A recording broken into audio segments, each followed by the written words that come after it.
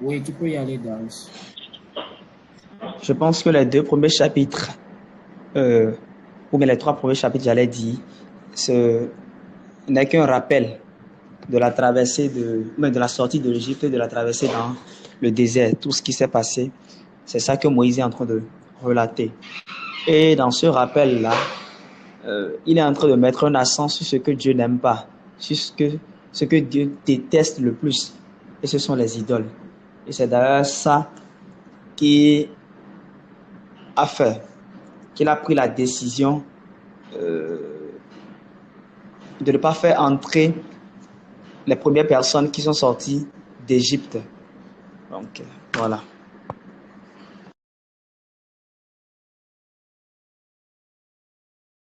Oui. Effectivement, effectivement. Alors, nous sommes à une époque très importante de l'histoire du peuple d'Israël. Nous sommes à un moment historique, un moment vraiment historique dans l'époque. Alors, Israël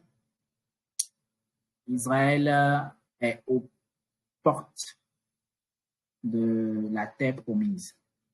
Il n'y a que le Jourdain, il n'y a que le Jourdain qui les sépare de la terre promise.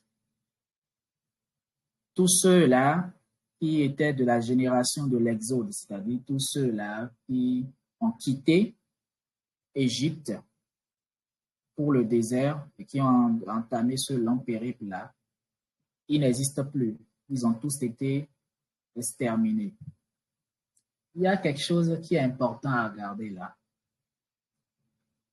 La chose importante à garder là, c'est que malgré toutes les rébellions, malgré le péché, malgré leur incrédulité, malgré tout ce que ce peuple a fait de mauvais, Dieu ne s'est jamais détourné de ce peuple. Dieu a toujours été fidèle à son alliance envers ce peuple. C'est fou, hein? Je ne sais pas si vous avez fait cette remarque-là. C'est-à-dire que pendant que Israël désobéissait, pendant que Israël était infidèle, à chaque fois que l'occasion se présentait, Israël était infidèle. Israël trouvait le moyen de désobéir et de faire ce que Dieu n'aime pas. Et dans tout ça, Dieu n'a pas répudié Israël. Dieu n'a pas rejeté Israël. Dieu a continué d'être fidèle. Et lorsque nous nous rappelons de l'épisode de Balaam et de Balak, nous voyons encore là vraiment que Dieu aime ce peuple. Pendant qu'eux, ils étaient au pied de la montagne et qu'ils étaient en train de désobéir à Dieu, il y avait des gens qui étaient au-dessus. Il y avait Balak et Balaam au-dessus de la montagne qui complotaient dans leur dos. Parce qu'ils voyaient le peuple d'Israël euh, dans les steppes de Moab. Ils voyaient ce peuple nombreux là. Et le roi Moabite a eu peur. Il se disait, il ne faut pas que ces gens-là viennent dans notre pays. Il ne faut pas qu'ils nous attaquent. Parce que nous avons entendu ce que Dieu a fait aux Égyptiens. Nous avons entendu comment Dieu les a sortis de manière extraordinaire du peuple d'Égypte. Et donc, avant même qu'ils n'entreprennent leur voyage, moi, je vais essayer de faire quelque chose pour les arrêter. Et c'est là qu'il appelle Balaam pour que celui-ci vienne les maudire. Mais à trois reprises, il essaie et il n'y arrive pas. Tout ce qui sort de sa bouche ne sont que des paroles de bénédiction. Comme pour dire quoi? Comme pour dire que si nous sommes tout le temps infidèles, Dieu, lui, il est toujours fidèle à son alliance.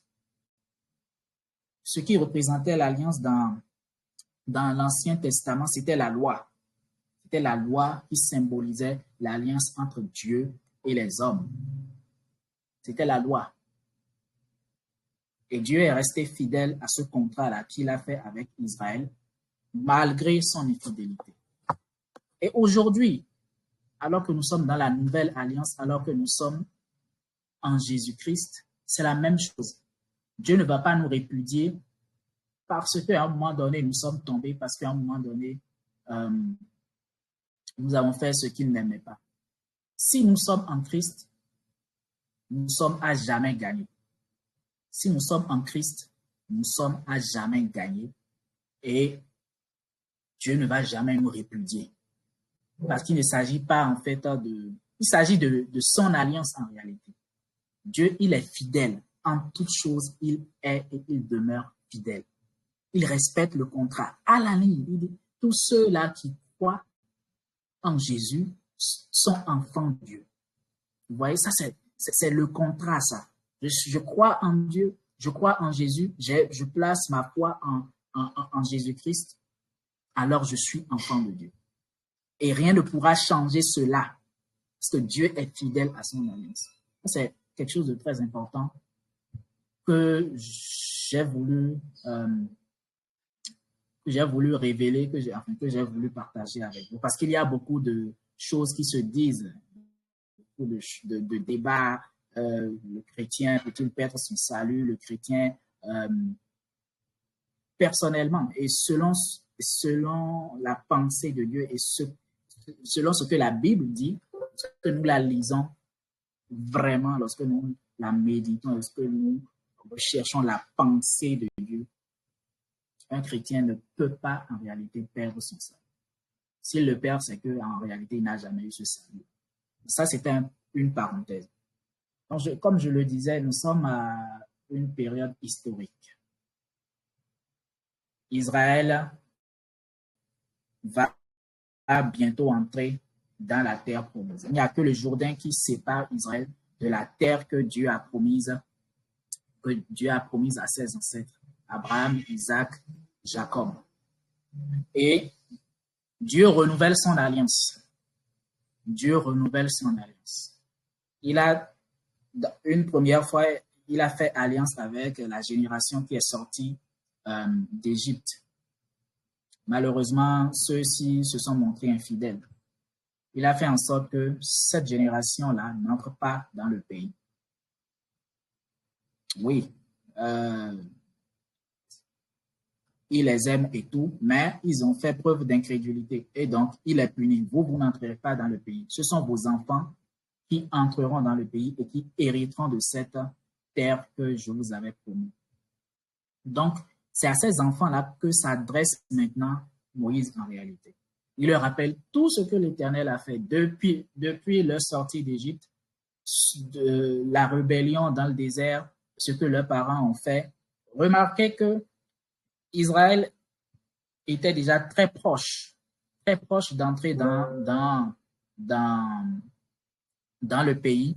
Quand Dieu leur dit « rebroussez chemin », ils étaient déjà très proches. Ils étaient aux portes de Canaan. Quand Dieu dit « vous là, vous n'entrerez pas dans le pays, rebroussez chemin ». Vous n'y entrerez pas parce que vous ne croyez pas que moi je peux vous faire entrer dans le pays. Vous n'y entrerez donc pas. Rebroussez chemin. Vous voyez comment est-ce que nous pouvons juste perdre la bénédiction tout simplement parce que nous avons été incrédules, parce que nous n'avons pas persévéré. En fait, persévérer, celui qui persévérera jusqu'à la fin, c'est celui-là qui héritera des promesses de Dieu, c'est celui-là qui sera sauvé. Les enfants d'Israël, cette génération-là qui a désobéi et qui n'a pas pu entrer dans le pays, c'est parce qu'ils n'ont pas persévéré.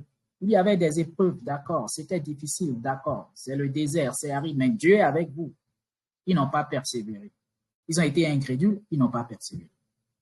Et c'est leur manque de persévérance qui les a fait, perdre la bénédiction. Donc, pendant les 3 premiers chapitres, Moïse rappelle à leurs enfants, voilà comment Dieu a fait, voilà ce que vos parents ont fait. Maintenant là, écoutez-moi. Le pays dans lequel Dieu va vous faire entrer, là, le pays que Dieu va vous donner en héritage, ce pays-là, vous devez savoir qu'il est habité par des peuples, d'accord, qui ne connaissent pas Dieu, par des peuples qui ont leur propre manière d'adorer Dieu, pas des peuples qui vivent dans l'idolâtrie. Mais je vous rappelle ces choses pour que vous ne fassiez pas les mêmes erreurs que vos parents ont fait. Je vous rappelle ces choses pour que vous sachiez que la loi de l'Éternel, c'est la loi parfaite, la loi excellente. Il y a certains versets que j'ai quand même notés ici. Chapitre 4, versets 5 à 6. Vous le savez, je vous ai enseigné les commandements et les lois comme l'Éternel mon Dieu me l'a ordonné, afin que vous y obéissiez dans le pays où vous allez entrer ou en prendre possession. Verset 6.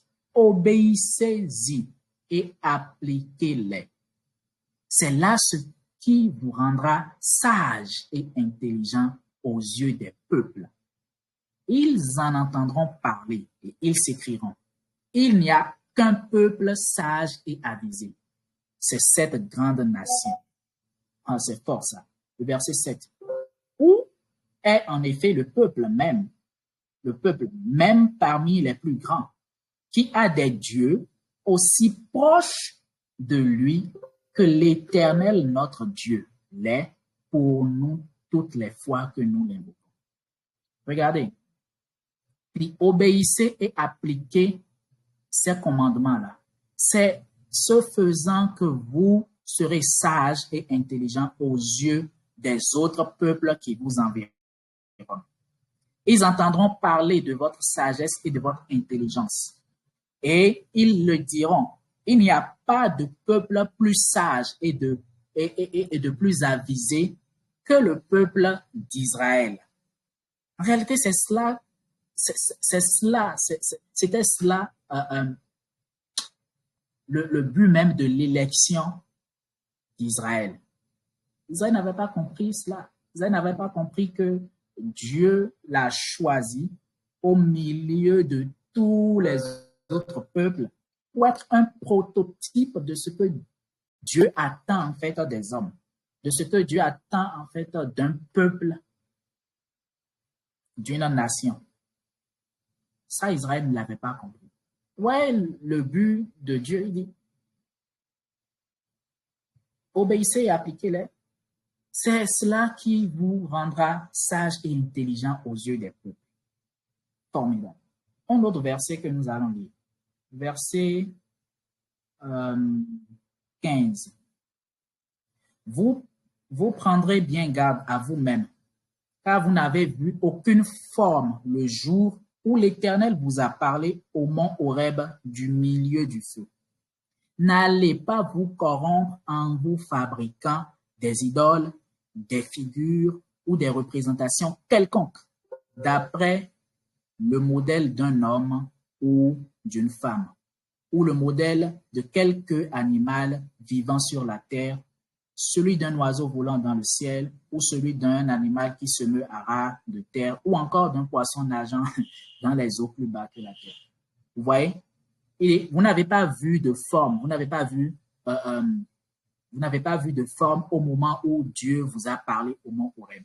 Il était au milieu du feu. Vous n'aviez rien vu. Alors, n'allez pas en fait vous corrompre en vous fabriquant des idoles, en vous faisant des représentations de choses que vous n'avez même pas vues. Vous voyez? Toujours pour les protéger en fait de l'idolâtrie. Verset 19. N'allez pas lever les yeux vers le ciel et regarder le soleil, la lune, les étoiles et tous les astres du ciel. Alors, ce qu'il faut garder, ce qu'il faut comprendre là, en fait, c'est que dans les autres nations, d'accord, le soleil était un dieu, la lune était un dieu, les étoiles et les astres étaient des dieux auxquels ces peuples-là rendaient un culte. Vous voyez? Et donc, Moïse, ici, leur dit, ne faites pas comme eux. Ils prennent les étoiles comme des dieux, comme Dieu. Ils prennent la lune comme Dieu. Ils prennent le soleil comme Dieu. Et ils leur rendent un culte. Mais vous, c'est l'Éternel qui est votre Dieu. Il est le seul que vous devez adorer, le seul à qui vous devez rendre un culte. Verset 20. Mais vous, l'Éternel, est allé vous chercher. L'Éternel est allé vous chercher. Il vous a arraché de cette fournaise de fer qu'était l'Égypte, pour faire de vous son peuple, celui qui lui appartient, comme vous l'êtes à présent. Ah, c'est très fort ça. Nous allons relire le verset 19. La dernière partie du verset 19 est formidable. N'allez pas lever les yeux vers le ciel et regarder le soleil, la lune, les étoiles et tous les astres du ciel, ou vous laisser entraîner à vous prosterner devant eux et leur rendre un culte. Écoutez bien à partir d'ici. L'Éternel, votre Dieu, a laissé tout cela, d'accord? L'Éternel, votre Dieu, a laissé cela, c'est-à-dire il a laissé cette manière d'adorer Dieu, cette manière d'entrer en intimité avec Dieu, cette manière de rechercher Dieu là, c'est-à-dire en rendant un culte au soleil, à la lune et aux étoiles, cette manière de faire là, l'Éternel, votre Dieu, a laissé cela à tous les peuples qui sont sous tous les cieux. Mais vous, là, vous, le peuple d'Israël, l'Éternel est allé vous chercher pour faire de vous son peuple, celui qui lui appartient, comme vous l'êtes à présent. Un peu comme pour dire, écoutez-moi, vous là, vous êtes une nation qui a été choisie. Dieu a laissé les autres peuples pour qu'ils le recherchent en rendant un culte au soleil, à la lune, aux étoiles, aux astres du ciel. Mais vous là, l'Éternel est allé vous chercher pendant que vous étiez en esclavage au milieu d'un autre peuple. Il est allé vous chercher pour faire de vous, vous ne le méritiez même pas, mais il est allé vous chercher pour faire de vous son peuple à lui. C'est fort ça.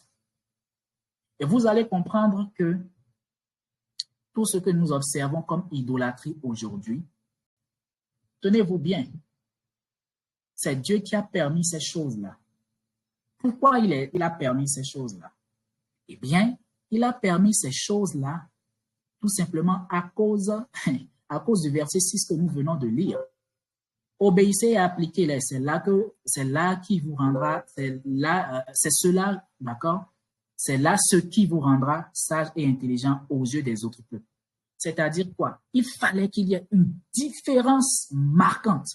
Il fallait qu'il y ait une différence frappante entre Israël et le reste du monde, entre Israël et les autres nations.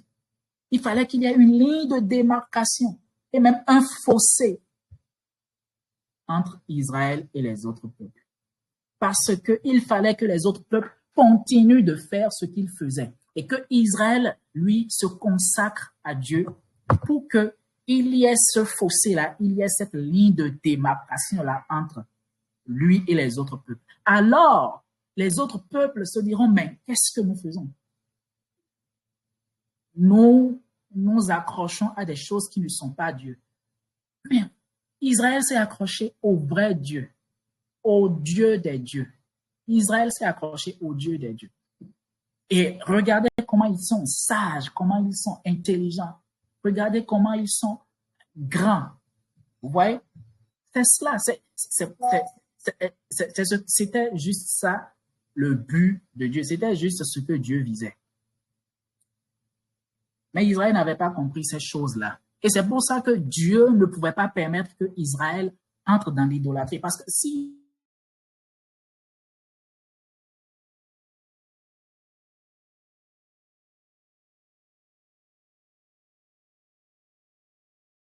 Alors, on ne vous reçoit plus. Hein.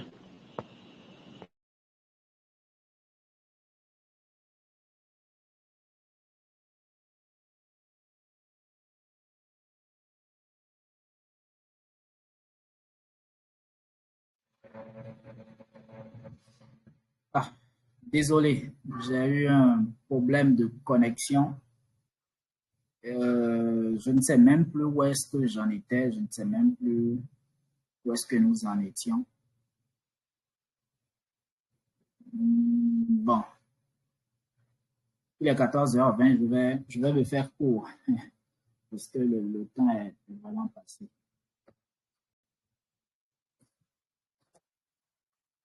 Je vais essayer de repartager mon écran qu'on voit.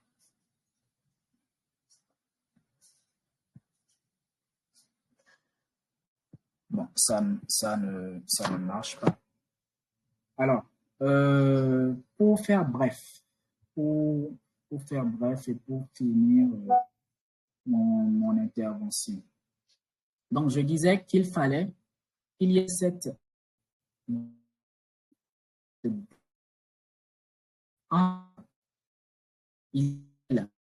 et